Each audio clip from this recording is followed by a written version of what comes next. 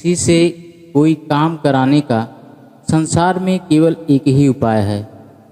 क्या आपने कभी इस पर विचार किया? हाँ, ठीक एक ही उपाय है, और वह है दूसरे मनुष्य को उस काम को करने की आवश्यकता का अनुभव कराना।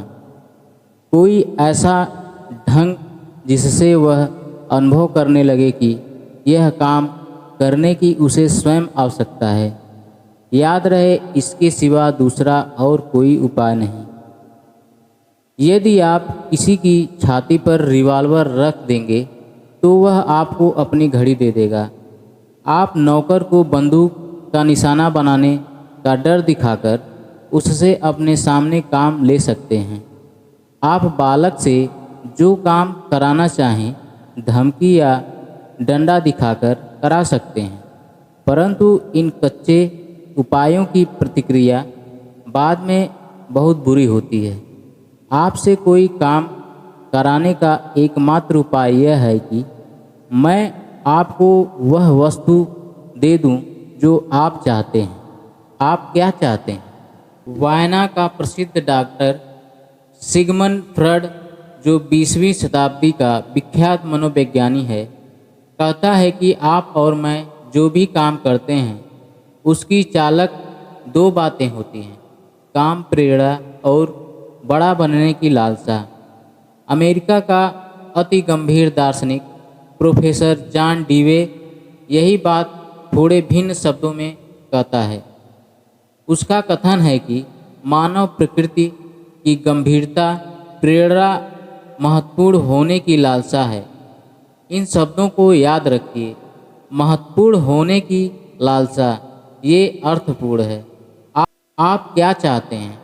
बहुत चीज़ें नहीं, परंतु थोड़ी सी चीज़ें जिनकी आपको इच्छा है, जिनकी आप आग्रहपूर्वक आकांक्षा करते हैं, उनसे आपको वंचित नहीं रखा जाएगा।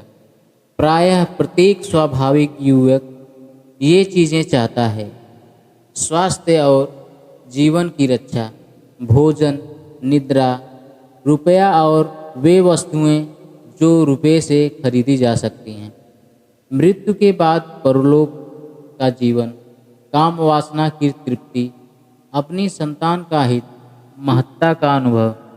प्रायः इन सब कामनाओं की एक के सिवा सबकी तृप्ति हो जाती है, परंतु एक ऐसी लालसा है जो प्रायः उतनी ही गंभीर, प्रायः उतनी ही आवश्यक है जितनी कि भोजन या निद्रा की आकांक्षा। प्रायः इन सब कामनाओं की एक के सिवा सबकी तृप्ति हो जाती है, परंतु एक ऐसी लालसा है जो प्रायः उतनी ही गंभीर, प्रायः उतनी ही आवश्यक है जितनी कि भोजन या निद्रा की आकांक्षा। यह वह है जिसे फ्रूड बड़ा बनने की लालसा कहता है। यह वह है जिसे डीवे महत्वपूर्ण होने की आकांक्षा कहता है। लिंकन ने एक बार एक चिट्ठी का आरंभ इस प्रकार किया था: प्रत्येक व्यक्ति प्रशंसा पसंद करता है। विलियम जेम्स कहता है, मानव प्रकृति में सबसे गहरा नियम कदर कराने की लिप्सा है। देखिए, वह कदर पाने की इच्छा या आकांक्षा या लालसा नहीं कहता, वह कहता है कदर कराने की लिप्सा।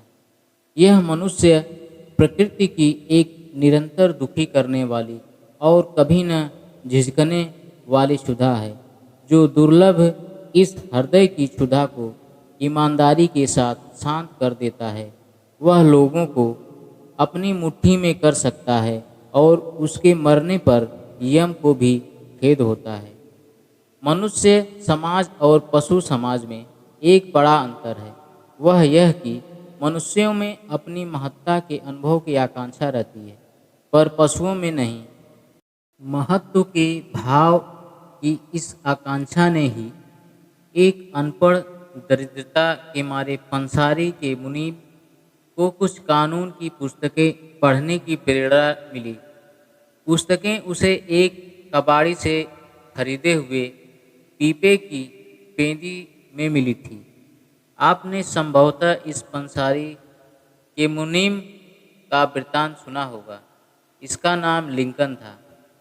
महत्व के भाव की इस अभिलाषा ने ही डिकन्स को अपने अमर उपन्यास लिखने के लिए अनुप्राणित किया था। इसी अभिलाषा ने सर क्रिस्टोफर रन को अपनी स्वर संगतियाँ पत्थर में बनाने को उत्तेजित किया था।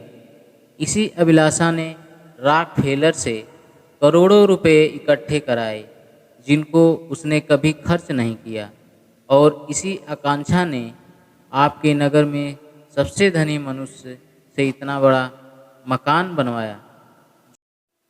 एक प्रसिद्ध अभिनेता कहा करता था, मुझे दूसरी किसी वस्तु की उतनी आवश्यकता नहीं जितनी कि आत्म पूजा के पोषण की। हम अपनी संतान, अपने मित्रों और अपने नौकरों के शरीरों का पोषण करते हैं, परंतु उनकी आत्म पूजा को हम कितनी कम बार पोषित करते हैं। उन्हें बलवान बनाने के लिए हम उन्हें दूध, घी और मांस खिलाते हैं, परंतु उनके प्रति यथोचित गुणग्राहिता के दयापूर्ण शब्द कहने में कंजूसी कर जाते हैं। ये शब्द वर्षों तक प्रातःकालीन नक्षत्रों के संगीत की भांति उनकी स्मृतियों में गूंजते रहते हैं।